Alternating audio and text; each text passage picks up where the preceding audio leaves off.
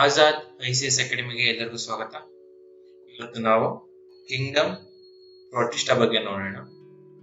ಹಿಂದಿನ ಕ್ಲಾಸ್ ಅಲ್ಲಿ ನಾವು ಈಗಾಗಲೇ ಡಿಸ್ಕಷನ್ ಮಾಡಿದೀವಿ ಲಿವಿಂಗ್ ವರ್ಲ್ಡ್ ನ ಹೇಗೆ ಡಿವೈಡ್ ಮಾಡಿದ್ದಾರೆ ಅಂತ. ಅದು ಯಾವ ರೀತಿ ಅಂದ್ರೆ 5 ಕಿಂಗ್ಡಮ್ಸ್ ಆಗಿ ನಾವು ಈಗಾಗಲೇ ತಿಳ್ಕೊಂಡಿದೀವಿ. RH ವಿಟೇಕರ್ ಅವರು 1969 ಅಲ್ಲಿ ಈ 5 ಕಿಂಗ್ಡಮ್ಸ್ ನ ಡಿವೈಡ್ ಮಾಡಿದ್ರು ಅಂತ. ಅದರಲ್ಲಿ ಮೊದಲನೇದು ಮೊನೆರಾ, ಎರಡನೇದು ಪ್ರೊಟಿಸ್ಟಾ, ಮೂರನೇದು ಫಂಗೈ, ನಾಲ್ಕನೇದು ಪ್ಲಾಂಟೆ, ಐದನೇದು ಅನಿಮೇಲಿಯಾ ಅಂತ. ಇವೆರಡನ್ನು ನಾವು ಸೆಲ್ ಲೆವೆಲ್ ಅಲ್ಲಿ ಡಿವೈಡ್ ಮಾಡ್ತೀವಿ. ಈ ಮೂರು ಕ್ಲಾಸ್ ಅನ್ನು ನಾವು ಟಿಶ್ಯೂ ಲೆವೆಲ್ ಮೇಲೆ ಕ್ಲಾಸಿಫೈ ಮಾಡ್ಕೋತೀವಿ. ಇವನ್ನ ನಾವು ಯೂನಿಸೆಲ್ಯುಲರ್ ಆರ್ಗಾನಿಸಮ್ಸ್ ಅಂತ ಕರಿತೀವಿ. ಇವನ್ನ ನಾವು ಮಲ್ಟಿ ಸೆಲ್ಯುಲರ್ ಆರ್ಗಾನಿಸಮ್ಸ್ ಅಂತ ಕರಿತೀವಿ. ಹಾಗೇನೆ ಈ ಕಿಂಗ್ಡಮ್ ಮೊನೆರಾ ಒಂದನ್ನು ಮಾತ್ರ ನಾವು ಪ್ರೊಕ್ಯಾರಿಯೋಟ್ಸ್ ಅಂತ ಕರಿತೀವಿ. ಇನ್ನ ಈ 4 ಕಿಂಗ್ಡಮ್ ಏನಿದೆಯಲ್ಲ ಇವನ್ನ ನಾವು ಯೂಕ್ಯಾರಿಯೋಟ್ಸ್ ಅಂತ ಕರಿತೀವಿ. ಸೊ ಇದೆಲ್ಲ ನಾವು ಹಿಂದೆನೆ ಇದೆಲ್ಲ ಡಿಸ್ಕಸ್ ಮಾಡಿದೀವಿ. ಇನ್ ಕೇಸ್ ಏನಾದ್ರು ಮಿಸ್ ಆಗಿದ್ರೆ ನೀವು ಹಿಂದಿನ ವಿಡಿಯೋಸ್ಗೆ ಹೋಗಿ ನೋಡ್ಕೋಬಹುದು. ಇವತ್ತು ನಾವು ಕಿಂಗ್ಡಮ್ ಪ್ರೊಟಿಸ್ಟಾ ಬಗ್ಗೆ ಮಾತಾಡೋಣ. ಮೊದಲು ನಾವು ಕಿಂಗ್ಡಮ್ ಮೊನೆರಾನ ಹಾಗೂ ಕಿಂಗ್ಡಮ್ ಪ್ರೊಟಿಸ್ಟಾನ ಕಂಪೇರ್ ಮಾಡೋಣ. ಮೊನೆರಾನ ನಾವು ಈ ಹಿಂದೆ ಹೇಳಿದಾಗೆ ಪ್ರೊಕ್ಯಾರಿಯೋಟ್ಸ್ ಅಂತ ಕ್ಲಾಸಿಫೈ ಮಾಡ್ತೀವಿ. ಪ್ರೊಟಿಸ್ಟಾನ ನಾವು ಯೂಕ್ಯಾರಿಯೋಟ್ಸ್ ಅಂತ ಕ್ಲಾಸಿಫೈ ಮಾಡ್ತೀವಿ. ಪ್ರೊಕ್ಯಾರಿಯೋಟ್ಸ್ ಏನು ಅಂದ್ರೆ ನೋ ಡೆಫಿನೆಟ್ ನ್ಯೂಕ್ಲಿಯಸ್ ಅಂತ ಹೇಳ್ತೀವಿ. ಇಲ್ಲಿ ಡೆಫಿನೆಟ್ ನ್ಯೂಕ್ಲಿಯಸ್ ಪ್ರೆಸೆಂಟ್ ಇರುತ್ತೆ. ಸೊ ಇಲ್ಲಿ ನ್ಯೂಕ್ಲಿಯಸ್ ಇಲ್ಲ ಅಂದ್ರೆ ನ್ಯೂಕ್ಲಿಯರ್ ಮೆಂಬ್ರೇನ್ ಬೌಂಡ್ ಆರ್ಗಾನೆಲ್ಸ್ ಆಬ್ಸೆಂಟ್ ಇರುತ್ತೆ. ಇಲ್ಲಿ ಆರ್ಗಾನೆಲ್ಸ್ ಪ್ರೆಸೆಂಟ್ ಇರುತ್ತೆ. ಸೊ ಯಾವ್ಯಾವ ರೀತಿಯ ಆರ್ಗಾನೆಲ್ಸ್ ಅಂತ ಅಂದ್ರೆ ಒಂದು ಮೈಟೋಕಾಂಡ್ರಿಯಾ ಆಗಿರ್ಬೋದು, ಗಾಲ್ಗಿ ಕಾಂಪ್ಲೆಕ್ಸ್ ಆಗಿರ್ಬೋದು, ಅಥವಾ ಎಂಡೋಪ್ಲಾಸ್ಮಿಕ್ ರೆಟಿಕ್ಯುಲಮ್ ಆಗಿರ್ಬೋದು. ಆ ತರಹದ ಸೆಲ್ ಆರ್ಗಾನೆಲ್ಸ್ ಇರುತ್ತಲ್ಲ ಅದು ಯೂಕ್ಯಾರಿಯೋಟ್ಸ್ ಅಲ್ಲಿ ಪ್ರೆಸೆಂಟ್ ಆಗಿರುತ್ತೆ. ಮೊನೆರಾ ಯೂನಿಸೆಲ್ಯುಲರ್ ಆರ್ಗಾನಿಸಮ್ ಆದ್ರೆ ಪ್ರೊಟಿಸ್ಟಾನಲ್ಲಿ ಒಂದು most of the organisms unicellular ಆದ್ರೆ ಬಟ್ ಕೆಲವು ಮಲ್ಟಿಸೆಲ್ಯುಲರ್ ಕೂಡ ಆಗಿರುತ್ತೆ. Example kelp. ಇಲ್ಲಿ ಕೆಲ್ಪ್ ಅನ್ನೋದು ಒಂದು ಆರ್ಗಾನಿಸಮ್, ಅದು ಮಲ್ಟಿಸೆಲ್ಯುಲರ್ ಲೆವೆಲ್ ಅಲ್ಲಿ ಆರ್ಗನೈಸ್ ಆಗಿದೆ. ಇನ್ ಕೇಸ್ ಕ್ವೆಶ್ಚನ್ ಏನಾದ್ರು ಬಂದ್ರೆ which of the following is a single celled eukaryotes ಅಂತ ಬಂದ್ರೆ ಪ್ರೊಟಿಸ್ಟಾ ಅಂತ ಟಿಕ್ ಮಾಡ್ಬೇಕಾಗುತ್ತೆ. In case which of the following is a single celled prokaryote ಅಂತ ಹಾಕಿದ್ರೆ ನೀವು ಮೊನೆರಾ ಕಿಂಗ್ಡಮ್ ಅಂದ್ರೆ ಬ್ಯಾಕ್ಟೀರಿಯಾನ ಟಿಕ್ ಮಾಡ್ಬೇಕಾಗುತ್ತೆ. ಇನ್ನು ಕಿಂಗ್ಡಮ್ ಪ್ರೊಟಿಸ್ಟಾನ ಸ್ಟಾರ್ಟ್ ಮಾಡೋಣ. ಮೊದಲಿಗೆ ನಾವು ಅದರ ಜನರಲ್ ಕ್ಯಾರೆಕ್ಟರಿಸ್ಟಿಕ್ಸ್ ನ ನೋಡೋಣ. ಇನ್ನು ನಾವು ಕಿಂಗ್ಡಮ್ ಪ್ರೊಟಿಸ್ಟಾನ ನೋಡಿದ ತಕ್ಷಣ ನಮ್ಗೆ ನೆನಪಾಗುವ ಒಂದು ಆರ್ಗಾನಿಸಮ್ ಅಮೀಬಾ. ಇವು ಜನರಲಿ ಯೂನಿಸೆಲ್ಯುಲರ್ ಆರ್ಗಾನಿಸಮ್ಸ್ ಆಗಿರುತ್ತೆ, ಬಟ್ ಫ್ಯೂ ಮಲ್ಟಿಸೆಲ್ಯುಲರ್ ಕೂಡ ಇರುತ್ತೆ. Example kelp. ಈ ಹಿಂದೆನೆ ಹೇಳಿದ ತರ ಇವು eukaryotic organisms, which means they have a definite nucleus and cell organelles also. ಇವು ಜನರಲಿ ಎಕ್ಸಿಸ್ಟ್ ಆಗೋದು ಅಕ್ವಾಟಿಕ್ ಮೀಡಿಯಂ ಅಲ್ಲಿ ಅಥವಾ ಮಾಯಿಸ್ಟ್ ಇರುವಂತ ಸಾಯಿಲ್ ಅಥವಾ ಮಾರ್ಷಿ ಏರಿಯಾಸ್ ಅಲ್ಲಿ. ಇದರ ಮೋಡ್ ಆಫ್ ನ್ಯೂಟ್ರಿಷನ್ ಹೇಗಿರುತ್ತೆ ಅಂದ್ರೆ ಒಂದು ಆಟೋಟ್ರೋಫಿಕ್ ಆಗಿರ್ಬೋದು ಅಥವಾ ಹೆಟೆರೋಟ್ರೋಫಿಕ್ ಆಗಿರ್ಬೋದು. ಹೆಟೆರೋಟ್ರೋಫಿಕ್ ಅಂದ್ರೆ ಒಂದು ಪ್ಯಾರಾಸಿಟಿಕ್ ಮೀಡಿಯಂ ಆಗಿರ್ಬೋದು ಅಥವಾ ಸ್ಯಾಪ್ರೋಫೈಟಿಕ್ ಮೀಡಿಯಂ ಆಗಿರ್ಬೋದು, ಸಿಂಬಯೋಟಿಕ್ ಮೀಡಿಯಂ ಆಗಿರ್ಬೋದು. ಆಟೋಟ್ರೋಫಿಕ್ ಅಂದ್ರೆ ಒಂದು ಫೋಟೋಟ್ರೋಫಿಕ್ ಆಗಿರ್ಬೋದು ಅಥವಾ ಕೀಮೋಟ್ರೋಫಿಕ್ ಆಗಿರ್ಬೋದು. ಇವೆರಡೂ ಅಲ್ದಾನೆ ಇನ್ನೊಂದು ಮೋಡ್ ಆಫ್ ನ್ಯೂಟ್ರಿಷನ್ ಬರುತ್ತೆ, ಅದೇ ಮಿಕ್ಸೋಟ್ರೋಫಿಕ್. ಇದನ್ನ ಮುಂದೆ ಡಿಸ್ಕಸ್ ಮಾಡೋಣ. ಏನು ಮಿಕ್ಸೋಟ್ರೋಫಿಕ್ ಅಂದ್ರೆ ಜಸ್ಟ್ ಸೂಟೇಬಲ್ ಎನ್ವಿರಾನ್ಮೆಂಟ್ ಅಲ್ಲಿ ಆಟೋಟ್ರೋಫಿಕ್ ಆಗಿರುತ್ತೆ. ಇನ್ನ ಬೇರೆ ಪೀರಿಯಡ್ ಅಲ್ಲಿ ಅದು ಹೆಟೆರೋಟ್ರೋಫಿಕ್ ಆಗುತ್ತೆ. ಇನ್ನ ಪ್ರೊಟಿಸ್ಟಾಗಳು ಅಂದ್ರೆ ಪ್ರೊಟಿಸ್ಟಾ ಕಿಂಗ್ಡಮ್ಗೆ ಬಿಲಾಂಗ್ ಆಗುವಂತ ಆನಿಮಲ್ಸ್ ಅಥವಾ ಆರ್ಗಾನಿಸಮ್ಸ್ ಯಾವ ತರ ಲೋಕೋಮೋಷನ್ ಮಾಡುತ್ತೆ ಅಂದ್ರೆ ಒಂದು ಸೂಡೋಪೋಡಿಯಾ ಅಂದ್ರೆ ಅಮೀಬಾ ತಗೊಂಡ್ರೆ ನಾವು ಸೂಡೋ ಅಂದ್ರೆ ಫಾಲ್ಸ್ ಅಂತ, ಇನ್ನ ಪೋಡಿಯಾ ತಗೊಂಡ್ರೆ ಲೆಗ್ಸ್ ಅಂತ. ಸೊ ಒಂದು ಫಾಲ್ಸ್ ಲೆಗ್ಸ್ ಇಂದ ಇದು ಮೂವ್ ಆಗುತ್ತೆ. ಆ ಸ್ಟ್ರಕ್ಚರ್ ನ ನಾವು ಮುಂದೆ ನೋಡೋಣ. ಹಾಗೆ ಇನ್ನ ನಾವು ಪ್ಯಾರಾಮಿಷಿಯಂ ನ ತಗೊಂಡ್ರೆ ಸೀಲಿಯಾ ಇಂದ ಲೋಕೋಮೋಷನ್ ಆಗುತ್ತೆ. ಹಾಗೆ ಇನ್ನ ಯೂಗ್ಲಿನ ಮತ್ತು ಅದೇ ರೀತಿಯ ಆರ್ಗಾನಿಸಮ್ಸ್ ತಗೊಂಡ್ರೆ ಅವೆಲ್ಲ ಫ್ಲಾಜೆಲ್ಲಾ ಇಂದ ನಮ್ಮ ಲೋಕೋಮೋಷನ್ ನ ಮಾಡುತ್ತೆ, ಅಂದ್ರೆ ಒಂದು ಜಾಗದಿಂದ ಇನ್ನೊಂದು ಜಾಗಕ್ಕೆ ಓಡಾಡುತ್ತೆ. ಇಷ್ಟು ಜನರಲ್ ಕ್ಯಾರೆಕ್ಟರ್ಸ್. ಇನ್ನ ಪ್ರೋಟಿಸ್ಟಾನ ನಾವು ಕ್ಲಾಸಿಫೈ ಮಾಡ್ತಾ ಹೋದ್ರೆ ಮೊದಲು ನಾವು ಡಯಾಟಮ್ಸ್ ಅಂತ ಕ್ಲಾಸಿಫೈ ಮಾಡ್ತೀವಿ, ಎರಡನೇದು ಡೈನೋ ಫ್ಲಾಜೆಲೆಟ್ಸ್ ಅಂತ ಕ್ಲಾಸಿಫೈ ಮಾಡ್ತೀವಿ, ಮೂರನೇದು ಯೂಗ್ಲೆನಾಯ್ಡ್ಸ್ ಅಂತ ಕ್ಲಾಸಿಫೈ ಮಾಡ್ತೀವಿ. ಸೊ ನಾಲ್ಕನೇದು ಸ್ಲೈಮ್ ಮೋಲ್ಡ್ಸ್ ಅಂತ ಕ್ಲಾಸಿಫೈ ಮಾಡ್ತೀವಿ, ಐದನೇದು ಪ್ರೋಟೋಜೋನ್ಸ್ ಅಂತ ಕ್ಲಾಸಿಫೈ ಮಾಡ್ತೀವಿ. ಈ ಪ್ರೋಟೋಜೋನ್ಸ್ ನಾವು ಫರ್ದರ್ ಕ್ಲಾಸಿಫೈ ಮಾಡ್ತೀವಿ ಒಂದು 3 ರಿಂದ 4 ಕ್ಯಾಟಗರಿಗಳಲ್ಲಿ, ಅದನ್ನ ಮುಂದೆ ನೋಡೋಣ. ಡಯಾಟಮ್ಸ್ ಇರುತ್ತಲ್ಲ, ಅದಕ್ಕೆ ಎಕ್ಸಾಂಪಲ್ಸ್ ಅಂದ್ರೆ ಡೆಸ್ಮಿಟ್ಸ್ ಅಥವಾ ಗೋಲ್ಡನ್ ಆಲ್ಗೆ. ಇನ್ನ ಡೈನೋಫ್ಲಾಜೆಲೇಟ್ಸ್ ಗೆ ಬಂದ್ರೆ ಇವನ್ನ ಆರ್ಗಾನಿಸಮ್ಸ್ ವಿಚ್ ಕಂಟೇನ್ 2 ಫ್ಲಾಜೆಲಮ್. ಫ್ಲಾಜೆಲಮ್ ಅನ್ನೋದು ಸಿಂಗ್ಯುಲರ್, ಫ್ಲಾಜೆಲ್ಲಾ ಅನ್ನೋದು ಪ್ಲೂರಲ್ ಆಗುತ್ತೆ. ಇಲ್ಲೇ ನೋಡ್ಬೋದು ನೀವು ಡೈ ಅಂದ್ರೆ 2 ಫ್ಲಾಜೆಲೇಟ್ಸ್. ಹಾಗೆ ಯೂಗ್ಲಿನಾಯ್ಡ್ ಇದಕ್ಕೆ ಬಂದ್ರೆ ನಾವು ಎಕ್ಸಾಂಪಲ್ ಯೂಗ್ಲಿನಾ ಕೊಡಬಹುದು. ಸ್ಲೈಮ್ ಮೋಲ್ಡ್ ಗೆ ಬಂದ್ರೆ ಇದರಲ್ಲಿ ನಾವು ಎಕ್ಸಾಂಪಲ್ ಪ್ಲಾಸ್ಮೋಡಿಯಂ ಕೊಡಬಹುದು. ಪ್ರೋಟೋಜೋನ್ಸ್ ಗೆ ಬಂದ್ರೆ ಡಿಫ್ರೆಂಟ್ ಕ್ಯಾಟಗರೀಸ್ ಆಗಿ ನಾವು ಡಿವೈಡ್ ಮಾಡ್ತೀವಿ. ಹಿಂದೆ ಹೇಳಿದಾಗೆ ಯಾವ್ಯಾವುದು ಅಂದ್ರೆ ಅದು ಅಮಿಬಾಯ್ಡ್ ಆಗಿರ್ಬೋದು, ಸೀಲಿಯೇಟ್ಸ್ ಆಗಿರ್ಬೋದು, ಫ್ಲಾಜೆಲೆಟ್ಸ್ ಆಗಿರ್ಬೋದು. ಹಾಗೇನೆ ಇನ್ನೊಂದು ಸ್ಟೇಜ್ ಬರುತ್ತೆ ಸ್ಪೋರೋಜಾಯ್ಡ್ಸ್ ಅಂತ. ಇದು ಅಷ್ಟೊಂದೇನು ಇಂಪಾರ್ಟೆಂಟ್ ಇಲ್ಲ, ಬಟ್ ಆದ್ರೂ ನೋಡೋಣ. ಇನ್ನು ಆ ಕಿಂಗ್ಡಮ್ಸ್ ನ ಡೀಟೇಲ್ ಆಗಿ ನೋಡೋಕ್ಕಿಂತ ಮುಂಚೆ ಪ್ರೋಟೋಜೋನ್ಸ್ ಅಲ್ಲಿ ಯಾವ ತರದ ಮೋಡ್ ಆಫ್ ನ್ಯೂಟ್ರಿಷನ್ ಇದೆ ಅಂತ ನೋಡೋಣ. ಮೊದಲನೇದಾಗಿ ನಾವು ಹೇಳ್ಬೇಕಂದ್ರೆ ಕೆಲವೊಂದು ಪ್ರೋಟೋಜೋನ್ಸ್ ಅಲ್ಲಿ ಕ್ಲೋರೋಪ್ಲಾಸ್ಟ್ ಇರುತ್ತೆ, ಇನ್ ದ ಸೆನ್ಸ್ ಕ್ಲೋರೋಫಿಲ್ ಇರುತ್ತೆ. ಸೊ ಇದರಿಂದ ಏನಪ್ಪ ಆಗುತ್ತೆ ಅಂದ್ರೆ ಈ ಕ್ಲೋರೋಫಿಲ್ ಇಂದ ಫೋಟೋಸಿಂಥೆಸಿಸ್ ಅನ್ನೋ ಒಂದು ಪ್ರಾಸೆಸ್ ಮೂಲಕ ಈ ಪ್ರೋಟೋಜೋನ್ಸ್ ಫುಡ್ ಪ್ರಿಪೇರ್ ಮಾಡ್ಕೊಳ್ಳುತ್ತವೆ in the presence of sunlight. ಈ ಎಬಿಲಿಟಿನ ಯಾವ್ಯಾವ ಪ್ರೋಟೋಜೋನ್ಸ್ ಅಥವಾ ಪ್ರೋಟಿಸ್ಟಾದಲ್ಲಿ ಬಿಲಾಂಗ್ ಆಗುವಂತ ಆರ್ಗಾನಿಸಮ್ಸ್ ಹೊಂದಿರ್ತಾವ ನಾವು ಆಟೋಟ್ರಾಫ್ಸ್ ಒಳಗಡೆ ಕ್ಲಾಸಿಫೈ ಮಾಡ್ತೀವಿ. ಸ್ಪೆಸಿಫಿಕಲಿ ನಾವು ಇದನ್ನ ಫೋಟೋಟ್ರಾಫ್ ಅಲ್ಲಿ ಕ್ಲಾಸಿಫೈ ಮಾಡ್ತೀವಿ. ಇನ್ನೊಂದು ಕೀಮೋಟ್ರಾಫ್. ಈ ತರಹದ ಮೋಡ್ ಆಫ್ ನ್ಯೂಟ್ರಿಷನ್ ಯಾವ ಅನಿಮಲ್ ಅಲ್ಲಿ ಕಾಣಿಸುತ್ತೆ ಅಂದ್ರೆ ನಾವು ನಾಕ್ಟಿಲ್ಯೂಕಾದಲ್ಲಿ ಈ ತರಹದ ಪ್ರೊಸೆಸ್ ಅನ್ನು ನೋಡ್ತೀವಿ. ಅದ್ರಲ್ಲಿ ಅಲ್ಲಿ ಇರುವಂತಹ ಒಂದು ಕೆಮಿಕಲ್ ಕಾಂಪೋನೆಂಟ್ಸ್ ನ ಯೂಸ್ ಮಾಡಿಕೊಂಡು ಅದು ತನ್ನ ಫುಡ್ ನ ಪ್ರಿಪೇರ್ ಮಾಡ್ಕೊಳ್ಳುತ್ತೆ.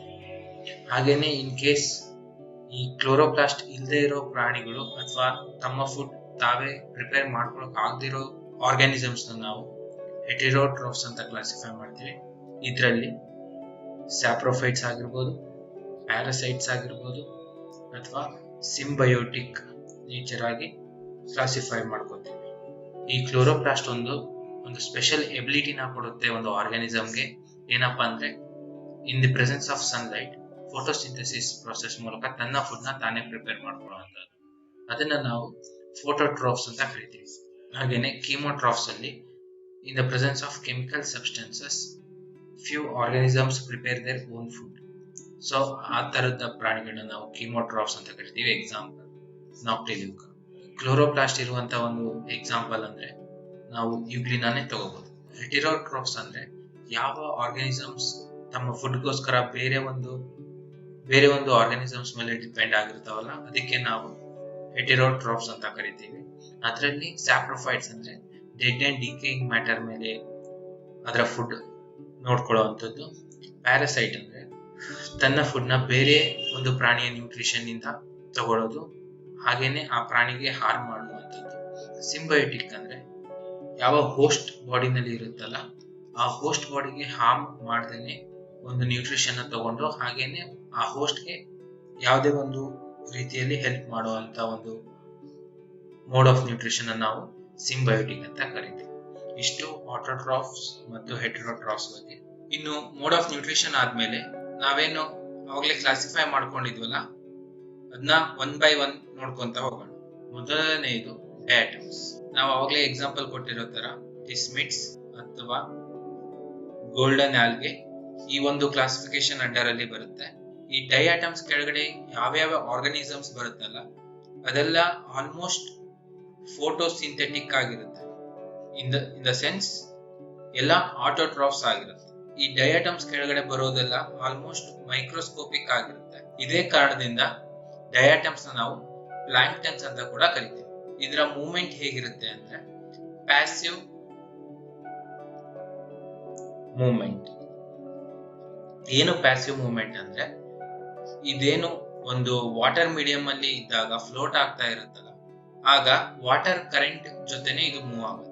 ಸೊ ಅದಕ್ಕೆ ಇದನ್ನ ನಾವು ಪ್ಯಾಸಿವ್ ಮೂವ್ಮೆಂಟ್ ಅಂತ ಕರಿತೀವಿ. ಸೊ ಇನ್ನು ಇದರ ಸ್ಟ್ರಕ್ಚರ್ಸ್ ನ ನೋಡೋದಾದ್ರೆ ಒಂದು ಬಾಕ್ಸ್ ತರ ಇರುತ್ತೆ, ಅಂದ್ರೆ ಒಂದು ಓವರ್ಲ್ಯಾಪ್ ಆಗಿರೋ ಬಾಕ್ಸ್ ತರ ಇರುತ್ತೆ. ಇದ್ರ ಮಧ್ಯದಲ್ಲಿ ಈ ಗ್ಯಾಪ್ ಅಲ್ಲಿ ಸಿಲಿಕಾ ಇರುತ್ತೆ. ನಿಮ್ಗೆ ಗೊತ್ತಿರ್ಬೋದು ಸಿಲಿಕಾನ ಡೆಸ್ಟ್ರಾಯ್ ಮಾಡೋದು ತುಂಬಾ ಕಷ್ಟ ಅಂತ. ಸೊ ಇದೇ ಕಾರಣದಿಂದ ಏನು ಸಿಲಿಕಾ ಇರೋ ಕಾರಣದಿಂದಾನೇ ಈ ಡಯಾಟಮ್ಸ್ ನ ಕೂಡ ಡೆಸ್ಟ್ರಾಯ್ ಮಾಡೋದು ಕಷ್ಟ. ಈ ಡಯಾಟಮ್ಸ್ ಅಂದ್ರೆ ಈ ಪ್ಲಾಂಕ್ಟನ್ಸ್ ಹಂಡ್ರೆಡ್ಸ್ ಆಫ್ ಇಯರ್ಸ್ ಅಥವಾ ಥೌಸಂಡ್ಸ್ ಆಫ್ ಇಯರ್ಸ್ ಏನು ಅಕ್ಯುಮುಲೇಟ್ ಆಗುತ್ತಲ್ಲ, ಅಕ್ಯುಮುಲೇಟ್ ಆದಾಗ ಇದನ್ನ ಡೈ ಅಟೋಮಿಷಿಯಸ್ ಅರ್ತ್ ಅಂತ ಕರಿತೀವಿ. ಯಾಕೆ ಕರಿತೀವಿ ಅಂದ್ರೆ, ಇದೇನು ಡೆಪಾಸಿಟ್ ಆಗಿ ಸ್ಯಾಂಡ್ ಸ್ಟ್ರಕ್ಚರ್ ಆಗಿರುತ್ತಲ್ಲ, ಇದು ತುಂಬಾ ಗ್ರಿಟಿ ಆಗಿರುತ್ತೆ. ಗ್ರಿಟಿ ಅಂದ್ರೆ ಒಂಥರ ಮರಳು ತರ ಆಗಿರುತ್ತೆ. ಸೊ ಈ ಕಾರಣದಿಂದಾನೇ ಇದನ್ನ ನಾವು ಆಯಿಲ್ ಫಿಲ್ಟರ್ ಹಾಗೂ ಪಾಲಿಶಿಂಗ್ ಅಲ್ಲಿ ಯೂಸ್ ಮಾಡ್ತೀವಿ. ಈ ಪ್ಲಾಂಕ್ಟನ್ಸ್ ಡೆಪಾಸಿಟ್ ಆಗಿ ಒಂದು ಸ್ಯಾಂಡ್ ಸ್ಟ್ರಕ್ಚರ್ ಆಗುತ್ತೆ, ಅದಕ್ಕೆ ಇದನ್ನ ನಾವು ಡಯಾಟೋಮಿಷಿಯಸ್ ಅರ್ತ್ ಅಂತ ಕರಿತೀವಿ. ಇದರ ಸ್ಟ್ರಕ್ಚರ್ ತುಂಬಾ ಗ್ರಿಟಿ ಆಗಿರುತ್ತೆ. ಗ್ರಿಟಿ ಇನ್ ದ ಸೆನ್ಸ್ ಮರಳು ತರ ಇರುತ್ತೆ.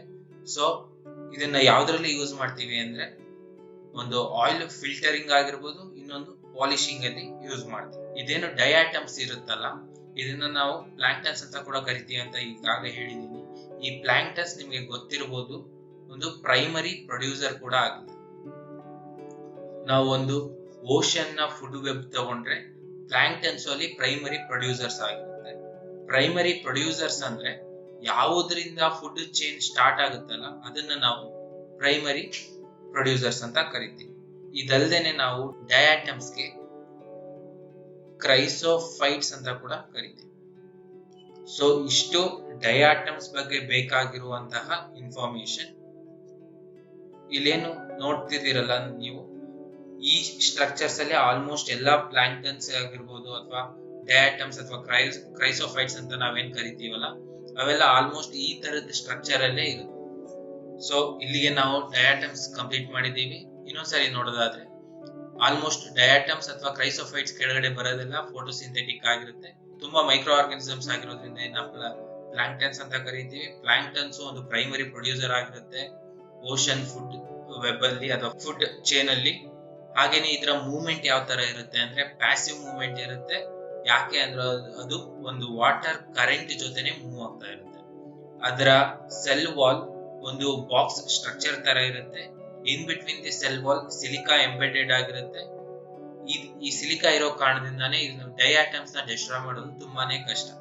ಈ ಪ್ಲಾಂಕ್ಟನ್ಸ್ ಅಂದ್ರೆ ಡಯಾಟಮಿಕ್ ಪ್ಲಾಂಕ್ಟನ್ಸ್ ಏನಿರುತ್ತಲ್ಲ, ಇದು ಥೌಸಂಡ್ಸ್ ಆಫ್ ಇಯರ್ಸ್ ಒಂದ್ ಕಡೆ ಡೆಪಾಸಿಟ್ ಆದಾಗ ಅದನ್ನ ನಾವು ಅಟೋಮಿಷಿಯಸ್ ಅರ್ತ್ ಅಂತ ಕರಿತೀವಿ. ಇದರ ಸ್ಟ್ರಕ್ಚರ್ ಒಳ್ಳೆ ಮರಳು ತರ ಇರುತ್ತೆ. ಸೊ ಆ ಕಾರಣದಿಂದಾನೇ ಇದನ್ನ ಆಯಿಲ್ ಫಿಲ್ಟರಿಂಗ್ ಅಲ್ಲಿ ಮತ್ತೆ ಪಾಲಿಶಿಂಗ್ ವರ್ಕ್ ಅಲ್ಲಿ ಯೂಸ್ ಮಾಡ್ತಾರೆ. ಸೊ ಇಷ್ಟು ನಿಮ್ಗೆ ಅರ್ಥ ಆಗಿದೆ ಅನ್ಕೋತೀನಿ. ಇನ್ನು ನೆಕ್ಸ್ಟ್ ಡೈನೋಫ್ಲಾಜೆಲೆಟ್ಸ್. ಈ ಗ್ರೂಪ್ ಕೆಳಗಡೆ ನಾವು ಯಾವ್ಯಾವ ಆರ್ಗನಿಸಮ್ಸ್ ಹಾಕ್ತಿವಿ ಅಂದ್ರೆ, ಯಾವ್ಯಾವ ಒಂದು ಆರ್ಗನಿಸಮ್ಸ್ಗೆ 2 ಫ್ಲಾಜೆಲ ಇರುತ್ತಲ್ಲ, ನೆನ್ಪಿಟ್ಕೊಳ್ಳಿ. ಫ್ಲಾಜೆಲ ಅನ್ನೋದು ಪ್ಲೂರಲ್, ಫ್ಲಾಜೆಲಮ್ ಅನ್ನೋದು ಸಿಂಗ್ಯುಲರ್. ಇನ್ನು ಈ ಗ್ರೂಪ್ ಕೆಳಗಡೆ ನಾವು ಯಾವ್ಯಾವ ಆರ್ಗನಿಸಮ್ಸ್ ಹಾಕ್ತಿವಿ ಅಂದ್ರೆ, ಯಾವ್ಯಾವ ಒಂದು ಮೈಕ್ರೋ ಆರ್ಗನಿಸಮ್ಸ್ 2 ಫ್ಲಾಜೆಲ ಇರುತ್ತಲ್ಲ, ಅವನ್ನ ನಾವು ಡೈನೋಫ್ಲಾಜೆಲೇಟ್ಸ್ ಅಂತ ಕರಿತೀವಿ. ಈ ವರ್ಡೇ ಎಕ್ಸ್ಪ್ಲೇನ್ ಮಾಡುತ್ತೆ ನಮ್ಗೆ ಡೈಫ್ಲಾಜಿಲೇಟ್ಸ್ ಅಂತ. ಸೊ ಇದನ್ನ ಟುಗೆದರ್ ನಾವು ಡೈನೋಫ್ಲಾಜಿಲೇಟ್ಸ್ ಅಂತ ಕರಿತೀವಿ. ಈ ಸ್ಟ್ರಕ್ಚರ್ ಅಲ್ಲಿ ನಿಮ್ಗೆ ಕಾಣಿಸ್ತಿರ್ಬೋದು, ಒಂದು ವೆಂಟ್ರಲ್ ವ್ಯೂ ಮತ್ತು ಡಾರ್ಸಲ್ ವ್ಯೂ ತೋರಿಸ್ತಿದ್ದಾರೆ. ಇಲ್ಲಿ ನೋಡ್ಬೋದು ನೀವು, ಒಂದು ಲಾಂಜಿಟ್ಯೂಡಿನಲ್, ಒಂದು ಟ್ರಾನ್ಸ್ವರ್ಸ್ ಅಥವಾ ಹಾರಿಜಾಂಟಲ್ ಇದೇ ಇಲ್ಲಿ ಕಂಟಿನ್ಯೂ ಆಗಿರೋದು ಟ್ರಾನ್ಸ್ವರ್ಸ್ ಫ್ಲಾಜೆಲಮ್ ಕಾಣಿಸುತ್ತೆ.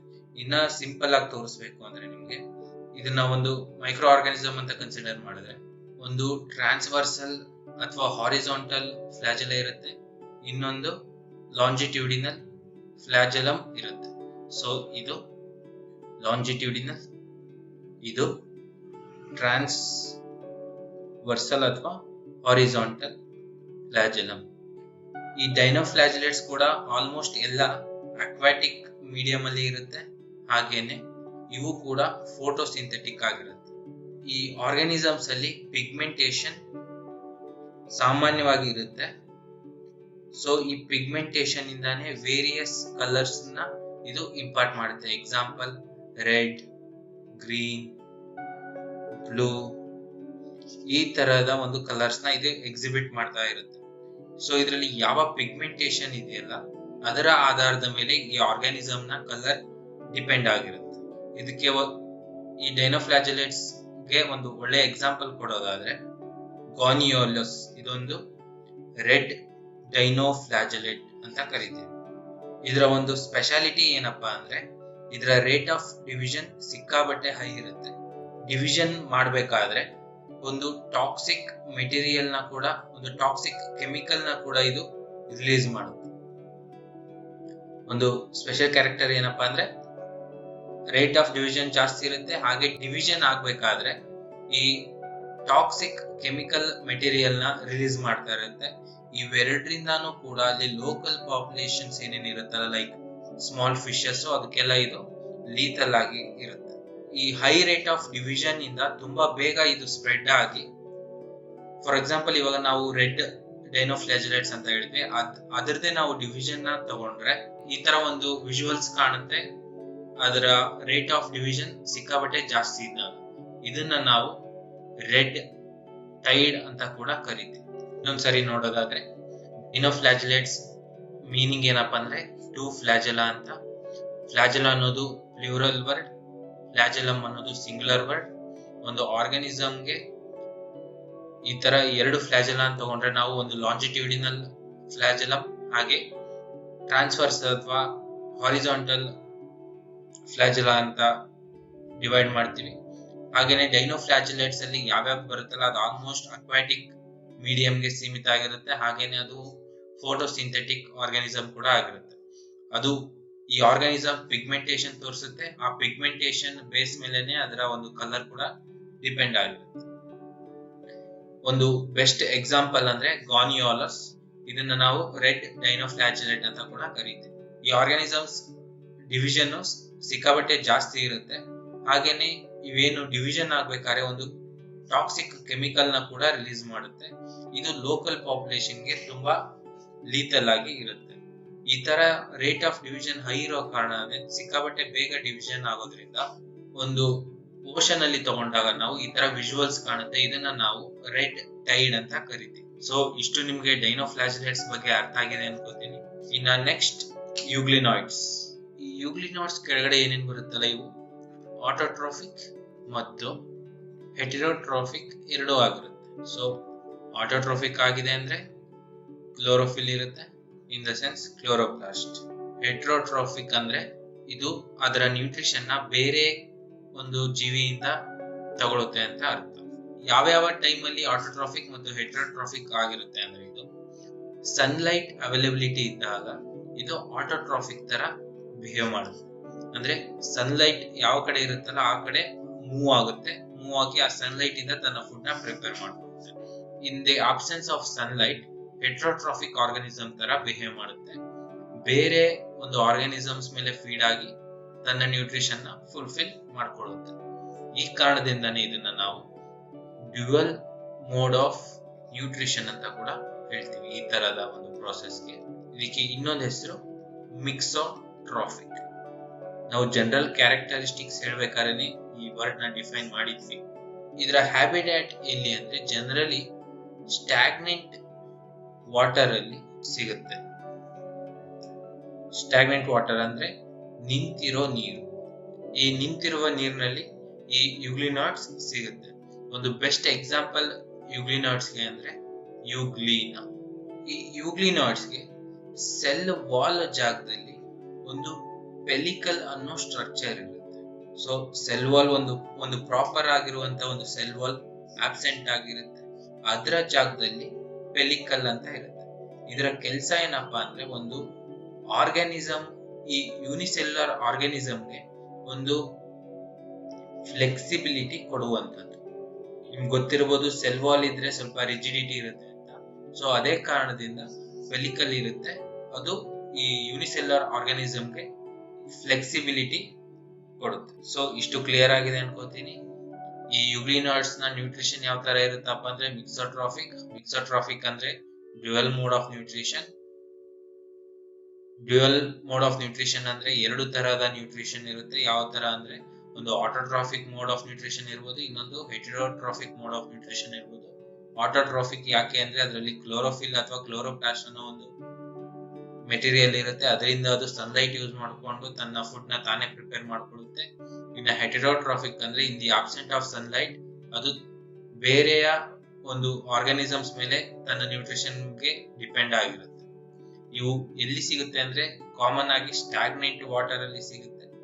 ಸೆಲ್ ವಾಲ್ ಆಬ್ಸೆಂಟ್ ಆಗಿರೋ ಕಾರಣ ಒಂದು ಟ್ರೂ ಸೆಲ್ ವಾಲ್ ಆಬ್ಸೆಂಟ್ ಆಗಿರುತ್ತೆ. ಸೊ ಅದೇ ಕಾರಣದಿಂದ ಇಲ್ಲಿ ಪೆಲಿಕಲ್ ಇರುತ್ತೆ. ಪೆಲಿಕಲ್ ನ ಸಿಗ್ನಿಫಿಕೆನ್ಸ್ ಏನಪ್ಪಾ ಅಂದ್ರೆ ಆ ಒಂದು ಈ ಮೈಕ್ರೋ ಆರ್ಗಾನಿಸಮ್ ಮೂವ್ಮೆಂಟ್ ಅಥವಾ ಬೇರೆ ಯಾವುದೋ ಒಂದು ಪ್ರಾಸೆಸ್ ಅಲ್ಲಿ ಆ ಯೂನಿಸೆಲ್ಯುಲರ್ ಆರ್ಗಾನಿಸಮ್ಗೆ ಫ್ಲೆಕ್ಸಿಬಿಲಿಟಿ ಕೊಡುವಂಥದ್ದು. ಇನ್ನ ಒಂದು ಚಿಕ್ಕ ಒಂದು ಫ್ಲಾಜೆಲಮ್ ಇರುತ್ತೆ. ಸೊ ಎರಡು ಫ್ಲಾಜೆಲಮ್ ಇದೆ ಅಂತ ನಾವು ಇದನ್ನ ಡೈನೋಫ್ಲಾಜೆಲೇಟ್ಸ್ ಅಲ್ಲಿ ಸೇರಿಸಕ್ಕೆ ಆಗಲ್ಲ. ಯಾಕೆ ಆಗಲ್ಲ ಅಂತ ಅಂದ್ರೆ ಇದನ್ನ ನಾವು ಒಂದು ಆರ್ಗಾನಿಸಮ್ಸ್ ಅಂತ ಕನ್ಸಿಡರ್ ಮಾಡಿದ್ರೆ ಒಂದು ಈ ತರ ಈ ತರ ಒಂದು ಹಾರಿಜಾಂಟಲ್, ಈ ತರ ಒಂದು ಲಾಂಜಿಟ್ಯೂಡಿನಲ್ ಫ್ಲಾಜೆಲಮ್ ಇರಬೇಕಾಗುತ್ತೆ. ಸೊ ಇಲ್ಲಿ ಆ ತರ ಇರಲ್ಲ. ಒಂದು ಚಿಕ್ಕದು ಇನ್ನೊಂದು ದೊಡ್ಡ ಫ್ಲಾಜೆಲಮ್ ಇರೋ ಕಾರಣದಿಂದ ಇದನ್ನ ನಾವು ಡೈನೋಫ್ಲಾಜೆಲೇಟ್ಸ್ ಅಲ್ಲಿ ಸೇರ್ಸಕ್ ಆಗುತ್ತೆ. ಸೊ ನಿಮ್ಗೆ ಈ ಪೆಲಿಕಲ್ ಸ್ಟ್ರಕ್ಚರ್ ಅರ್ಥ ಆಯ್ತು ಅನ್ಕೋತೀನಿ. ಈ ಪೆಲಿಕಲ್ ಅಲ್ಲಿ ಸೆಲ್ಯುಲೋಸ್ ಅರೇಂಜ್ಮೆಂಟ್ ಇರುತ್ತೆ. ಇಷ್ಟು ಯುಗ್ಲಿನಾಯ್ಡ್ಸ್ ಬಗ್ಗೆ ಕ್ಲಿಯರ್ ಆಗಿದೆ ಅನ್ಕೋತೀನಿ. ಸೊ ಇಲ್ಲಿ ನೋಡ್ಬೋದು ನೀವು, ಇದೇ ಒಂದು ಮೈಕ್ರೋಸ್ಕೋಪಿಕ್ ವ್ಯೂ ಆಫ್ ಯುಗ್ಲಿನಾ. ಇಲ್ಲಿ ಏನ್ ಗ್ರೀನ್ ಕಲರ್ ಎಲ್ಲ ಕಾಣಿಸ್ತಿದೆಯಲ್ಲ ಇದು ಕ್ಲೋರೋಪ್ಲಾಸ್ಟ್. ಹಾಗೇನೆ ಈ ಕೋಟ್ ಏನ್ ಕಾಣಿಸ್ತಿದೆಯಲ್ಲ ಔಟರ್ ಕೋಟ್, ಇದನ್ನ ನಾವು ಪೆಲಿಕಲ್ ಅಂತ ಕರಿತೀವಿ. ಇಷ್ಟು ಯುಗ್ಲಿನಾಯ್ಡ್ಸ್ ಬಗ್ಗೆ ನಿಮ್ಗೆ ಅರ್ಥ ಆಗಿದೆ ಅನ್ಕೊಂಡು ಮುಂದೆ ಹೋಗ್ತಾ ಇದ್ದೀನಿ. Next slime moulds. ಈ ಸ್ಲೈಮ್ ಮೋಲ್ಡ್ಸ್ ಕೆಳಗಡೆ ಏನೇನ್ ಬರುತ್ತಲ್ಲ ಆರ್ಗಾನಿಸಮ್ಸ್, ಜನರಲಿ ಅವೆಲ್ಲ ಸ್ಯಾಪ್ರೋಫೈಟ್ಸ್ ಆಗಿರುತ್ತೆ. ಸ್ಯಾಪ್ರೋಫೈಟ್ಸ್ ಅಂದ್ರೆ ನಾವು ಈ ಹಿಂದೆನೆ ಡಿಸ್ಕಸ್ ಮಾಡಿದೀವಿ, those organisms which depend on dead and decaying matter for their nutrition. ಇದು ಒಂದು ಪಾಯಿಂಟ್ ಆದ್ರೆ, ನೆಕ್ಸ್ಟ್ ಪಾಯಿಂಟ್ ಏನಪ್ಪಾ ಅಂದ್ರೆ ಒಂದು ಫೇವರೇಬಲ್ ಕಂಡೀಷನ್ ಇದ್ದಾಗ ಒಂದು ಆಗ್ರಿಗೇಟ್ ಸ್ಟ್ರಕ್ಚರ್ ನ ಫಾರ್ಮ್ ಮಾಡುತ್ತೆ. ಇದನ್ನ ನಾವು ಪ್ಲಾಸ್ಮೋಡಿಯಂ ಅಂತ ಕೂಡ ಕರಿತೀವಿ. ಹಾಗೇನೆ ಅನ್ಫೇವರೇಬಲ್ ಕಂಡೀಷನ್ ಇದ್ದಾಗ ಇದು ಸೆಲ್ ಡಿಫರೆನ್ಸಿಯೇಷನ್ ನ ಸ್ಟಾರ್ಟ್ ಮಾಡುತ್ತೆ. ಈ ಪ್ಲಾಸ್ಮೋಡಿಯಂ ಅಲ್ಲಿ ಮಲ್ಟಿಪಲ್ ಡಿಫರೆನ್ಸಿಯೇಷನ್ ಆಗೋದ್ರಿಂದ ಒಂದು ಸೆಲ್ ಅಲ್ಲಿ ಸ್ಪೋರ್ಸ್ ಫಾರ್ಮೇಶನ್ ಸ್ಟಾರ್ಟ್ ಆಗುತ್ತೆ. ಇದು ಯಾವ ತರ ಆಗುತ್ತೆ ಅಂದ್ರೆ ಈ ಸ್ಟ್ರಕ್ಚರ್ ಕಾಣಿಸ್ತಿರ್ಬೋದು ನಿಮ್ಗೆ, ಇದನ್ನ ನಾವು ಫ್ರೂಟಿಂಗ್ ಬಾಡೀಸ್ ಅಂತ ಕರಿತೀವಿ. ಈ ಸ್ಟ್ರಕ್ಚರ್ ಒಳಗಡೆನೆ ಸ್ಪೋರ್ಸ್ ಫಾರ್ಮ್ ಆಗುತ್ತೆ. ಇದರ ಸಿಗ್ನಿಫಿಕೆನ್ಸ್ ಏನಪ್ಪಾ ಅಂದ್ರೆ ಈ ಪ್ಲಾಸ್ಮೋಡಿಯಂ ಏನಿರುತ್ತಲ್ಲ ಇದು ರೆಸಿಸ್ಟೆಂಟ್ ಆಗುತ್ತೆ. ಇದರಿಂದ ಅದರ ನೆಕ್ಸ್ಟ್ ಜನರೇಷನ್ಗೆ ಕೂಡ ಕಾಂಟ್ರಿಬ್ಯೂಟ್ ಮಾಡುತ್ತೆ. ಈ ತರ ಕ್ಲೈಮೇಟ್ ರೆಸಿಸ್ಟೆಂಟ್ ಆಗೋದ್ರಿಂದ ಇವು ಥೌಸಂಡ್ಸ್ ಆಫ್ ಇಯರ್ಸ್ ಕೂಡ ಸಸ್ಟೈನ್ ಆಗ್ತವೆ ಹಾಗೂ ಸರ್ವೈವ್ ಕೂಡ ಆಗ್ತವೆ. ಸೊ ಈ ಸ್ಪೋರ್ ಫಾರ್ಮೇಶನ್ ನ ಸಿಗ್ನಿಫಿಕೆನ್ಸ್ ಏನಪ್ಪಾ ಅಂದ್ರೆ ಅದರ ಸರ್ವೈವಲ್ ಸ್ಕಿಲ್ಸ್ ನ ಇನ್ಕ್ರೀಸ್ ಮಾಡುತ್ತೆ, ಹಾಗೆ ನೆಕ್ಸ್ಟ್ ಜನರೇಷನ್ ಗೆ ಕಾಂಟ್ರಿಬ್ಯೂಟ್ ಮಾಡುತ್ತೆ. ಇನ್ನ ಒಂದು ಇಂಪಾರ್ಟೆಂಟ್ ಪಾಯಿಂಟ್ ಏನಪ್ಪಾ ಅಂದ್ರೆ ಈ ಸ್ಲೈಮ್ ಮೋಲ್ಡ್ಸ್ ಮಲೇರಿಯಾ ಅನ್ನೋ ಒಂದು ಕಾಯಿಲೆನ ಸ್ಪ್ರೆಡ್ ಮಾಡ್ತವೆ. ಎಸ್ಪೆಷಲಿ ಪ್ಲಾಸ್ಮೋಡಿಯಂ ಯಾವ ವೆಕ್ಟರ್ ಇಂದ ಸ್ಪ್ರೆಡ್ ಮಾಡುತ್ತೆ ಅಂದ್ರೆ ಫೀಮೇಲ್ ಅನಾಫಿಲಿಸ್ ಮಸ್ಕಿಟೋ. ಸೊ ಇಷ್ಟು ಮೇನ್ ಪಾಯಿಂಟ್ಸ್ ಸ್ಲೈಮ್ ಮೌಲ್ಡ್ಸ್ ಬಗ್ಗೆ ಏನಪ್ಪಾ ಅಂದ್ರೆ ಮೋಡ್ ಆಫ್ ನ್ಯೂಟ್ರಿಷನ್ ಸ್ಯಾಪ್ರೋಫೈಟ್ಸ್ ಅಂದ್ರೆ ಡೆಡ್ ಅಂಡ್ ಡೀಕಿಂಗ್ ಮ್ಯಾಟರ್ ಮೇಲೆ ಇದು ಸಸ್ಟೈನ್ ಆಗುತ್ತೆ. ಇದರಲ್ಲಿ ಯಾವುದೇ ಕ್ಲೋರೋಫಿಲ್ ಆಗಿರ್ಲಿ ಅಥವಾ ಕೀಮೋಟ್ರಾಫಿಕ್ ನ್ಯೂಟ್ರಿಷನ್ಗೆ ಇದರಲ್ಲಿ ಯಾವುದೇ ಒಂದು ಸಪೋರ್ಟ್ ಮಾಡೋ ಸಿಸ್ಟಮ್ ಇರಲ್ಲ. ಸೊ ಇವು ಸ್ಯಾಪ್ರೋಫೈಟ್ಸ್ ಅಂತ ಹೇಳ್ತೀವಿ. ಸ್ಯಾಪ್ರೋಫೈಟ್ಸ್ ಡೆಫಿನಿಷನ್ ಏನಪ್ಪಾ ಅಂದ್ರೆ ಡೆಡ್ ಅಂಡ್ ಡೀಕಿಂಗ್ ಮ್ಯಾಟರ್ ಮೇಲೆ ಇದರ ನ್ಯೂಟ್ರಿಷನ್ ನ ಡಿರೈವ್ ಮಾಡಿಕೊಳ್ಳುತ್ತೆ. ಹಾಗೇನೆ ಫೇವರೇಬಲ್ ಕಂಡೀಷನ್ ಅಲ್ಲಿ ಒಂದು ಅಗ್ರಿಗೇಟ್ ಸ್ಟ್ರಕ್ಚರ್ ಆಗಿ ಫಾರ್ಮ್ ಆಗುತ್ತೆ. ಅನ್ಫೇವರೇಬಲ್ ಕಂಡೀಷನ್ ಅಲ್ಲಿ ಸೆಲ್ ಡಿಫ್ರೆನ್ಸಿಯೇಷನ್ ಸ್ಟಾರ್ಟ್ ಆಗುತ್ತೆ. ಸೆಲ್ ಡಿಫ್ರೆನ್ಸಿಯೇಷನ್ ಒಂದು ಸಿಂಗಲ್ ಸೆಲ್ ಅಲ್ಲೇ ಫಾರ್ಮ್ ಆಗುತ್ತೆ. ಆ ಫಾರ್ಮ್ ಆಗೋ ಸ್ಟ್ರಕ್ಚರ್ ನ ನಾವು ರೂಟಿಂಗ್ ಬಾಡೀಸ್ ಅಂತ ಕರೀತೀವಿ. ಇದರ ಸಿಗ್ನಿಫಿಕೆನ್ಸ್ ಏನಪ್ಪಾ ಅಂದ್ರೆ ಈ ಸ್ಪೋರ್ಟ್ಸ್ ಗೆ ರೆಸಿಸ್ಟೆನ್ಸ್ ಬೆಳೆಯುತ್ತೆ, ಹಾಗೇನೆ ನೆಕ್ಸ್ಟ್ ಜನರೇಷನ್ ಗೆ ಕಾಂಟ್ರಿಬ್ಯೂಟ್ ಮಾಡುತ್ತೆ. ಥೌಸಂಡ್ಸ್ ಆಫ್ ಇಯರ್ಸ್ ಸರ್ವೈವ್ ಆಗುವಂತ ಒಂದು ಕೆಪಾಸಿಟಿ ಡೆವಲಪ್ ಆಗುತ್ತೆ. ಇನ್ನ ಒಂದು ಮೇನ್ ಕಾನ್ಸೆಪ್ಟ್ ಏನಪ್ಪಾ ಅಂದ್ರೆ ಈ ಸ್ಲೈಮ್ ಮೋಲ್ಡ್ಸ್ ಕೆಳಗಡೆ ಬರುವಂತ ಒಂದು ಪ್ಲಾಸ್ಮೋಡಿಯಂ ವೈವ್ಯಾಕ್ಸ್ ಅನ್ನೋ ಒಂದು ಆರ್ಗಾನಿಸಮ್ ಮಲೇರಿಯಾನ ಕಾಸ್ ಮಾಡುತ್ತೆ through a vector called female Anopheles mosquito ಅಂತ. ಇಷ್ಟು ನಿಮಗೆ ಸ್ಲೈಮ್ ಮೋಲ್ಡ್ಸ್ ಬಗ್ಗೆ ಅರ್ಥ ಆಗಿದೆ ಅನ್ಕೋತೀನಿ. ಇನ್ನ ನೆಕ್ಸ್ಟ್ ಪ್ರೋಟೋಜೋವನ್ಸ್. ನಾವು ಪ್ರೋಟೋಜೋವನ್ಸ್ ಅಂದ ತಕ್ಷಣನೇ ನಮಗೆ ಫಸ್ಟ್ ನೆನಪಾಗೋದು ಅಮೀಬಾ. ಸೊ ಇದೇ ನಮ್ಮ ಫಸ್ಟ್ ಕ್ಯಾಟಗರಿ, ಅಮೀಬಾಯ್ಡ್ ಅಂತ. Example amoeba. ಇದೊಂದು ಅಕ್ವಾಟಿಕ್ ಕ್ರೀಚರ್ ಆಗಿದೆ.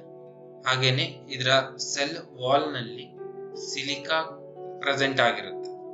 ಇನ್ನ ಇದರ ಮೋಡ್ ಆಫ್ ನ್ಯೂಟ್ರಿಷನ್ ಹೆಟೆರೋಟ್ರೋಫ್ ಆಗಿರುತ್ತೆ. ಇದೊಂದು ಹೆಟೆರೋಟ್ರೋಫ್ ಆರ್ಗಾನಿಸಮ್ ಅಂತ ನಾವು ಕರಿತೀವಿ. ಇದು ಯಾವುದೇ ತರಹದ ಆಟೋಟ್ರೋಫಿಕ್ ಕ್ಯಾರೆಕ್ಟರಿಸ್ಟಿಕ್ ತೋರಿಸಲ್ಲ.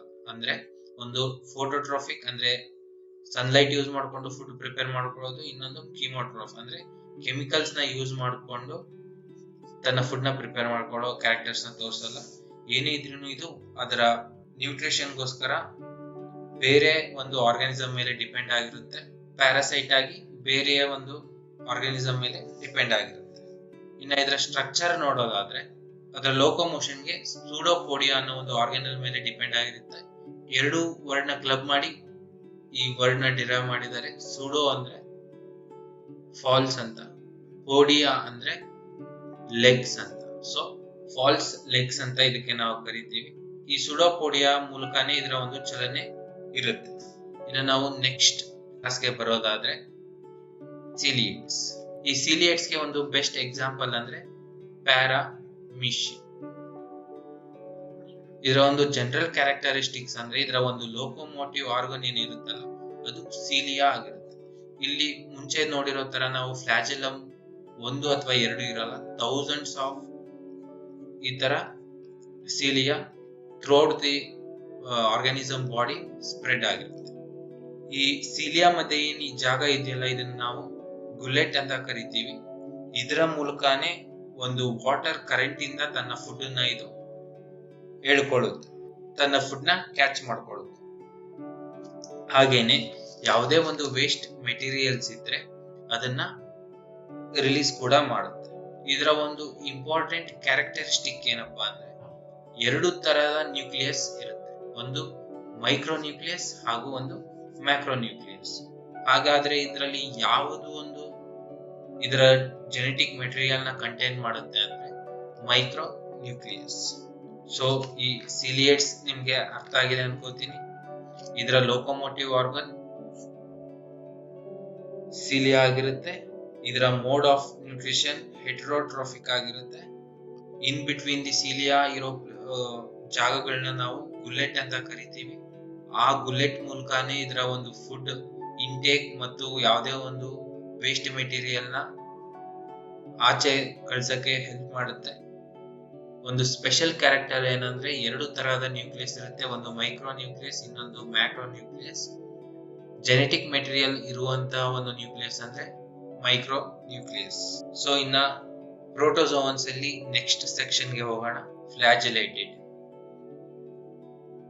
ಇದಕ್ಕೆ ಒಂದು ಬೆಸ್ಟ್ ಎಕ್ಸಾಂಪಲ್ ಅಂದ್ರೆ ಟ್ರಿಫ್ಯಾನೋಸೋಮಾ ಗೇಂಬಿಯನ್ಸ್.